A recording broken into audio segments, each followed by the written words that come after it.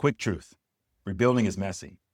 I'm doing it in public, and these 3 rules help keep me sane during a tough week. If you're coming back from a hit, steal what works. I'm Dr. Williams, building Comeback Life OS after a hard season. I'm not preaching, just documenting what actually keeps me from spinning out so this stays real and repeatable. In the next few minutes, the 3 rules, how I run them day to day, and 1 challenge so you leave with momentum. Rule number 1, 1 outcome for the week and 1 90-minute block every day dedicated to that outcome. Not perfect days, just 1 protected block. I put it on the calendar like a meeting. For instance, my outcome this week was to get my website designed. Now, I'm doing this myself, so it's not like I had some website designer to go back and forth with. I knew that was a hard task to accomplish. I said to myself, the 1 weekly outcome I wanted to accomplish was to get this website designed. And then I went to my calendar and put in 90 minutes every day dedicated to that 1 task. Now, when I set it out like that with 90-minute blocks every day, I felt that I had to have momentum by the end of the week. And sure enough, I did, because each day I sat down to do that 1 task, I felt like I was accomplishing something bigger. And that bigger thing was that weekly outcome of getting my website done. Now, every day I didn't exactly knock it out the park. I didn't get a particular section finished in a certain amount of time. I focused more on, at the end of this week, what I want to do. And that 1 thing was getting the website designed. And it is at this point, and I'm happy about that. On the other hand, before I came up with this 1 weekly outcome, I would have a long list of tasks, maybe 5 or 6 that would follow in my task app.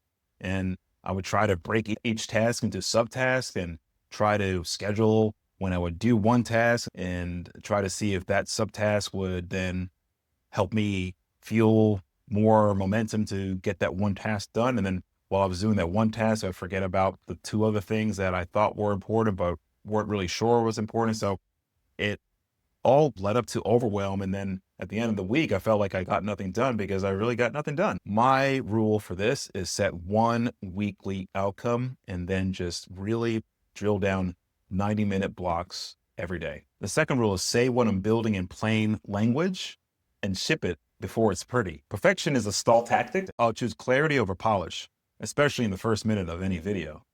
Recently, I shipped a short video that was ugly in my estimation. I shot it in 1 take. I was on the beach and I wasn't even fully clothed. I just didn't have my shirt on.